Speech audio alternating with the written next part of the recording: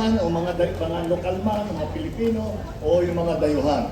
Kilala ang inyong probinsya sa inyong white sand beaches, mga dive site, ang Chocolate Hills, ang mga tarsier, yung asin tibok na nakadilihensya pa kung asin ng tibok kung sa gumagawa at mapapasarap ang kain namin mamayang lunch.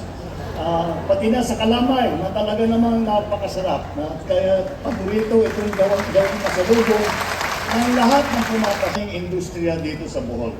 At sa angking yaman ng inyong mga lupa at karagatan, isa sa mga hangarin ng administrasyon ko ay palaguin ang pagsasaka at pangingisda sa inyong lalawigan. Nang sa gayon, umunlad din ang ating ekonomiya. Dahil dyan, pamamahagi po natin ang tulong ngayong araw na ito ay nakatuon sa mga magsasaka at sa mga mangingisda at siyempre sa kanilang mga pamilya. Mga kababayan, dala po namin ang 100 milyong piso cash assistance para sa mga Boholano at Cebuano magsasaka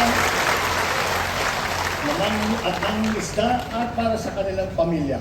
Tigli 50 milyong piso ang ilalaan po natin sa dalawang lalawigan at ang bawat benepisyaryo ay makakatanggap ng tigsa 10,000 piso. Kasama din po na Maraming salamat po, mahal na Pangulo, at congratulations po sa provincial government ng Bohol. Ngayon naman po ay ating tawagin ang piling farmers at fisher folk na tatanggap ng presidential assistance sa provincials para sa probinsya ng Cebu.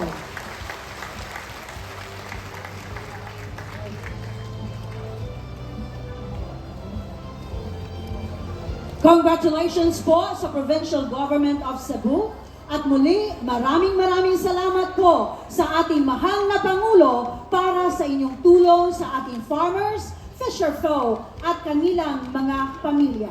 Chorus Eagle, Galyo,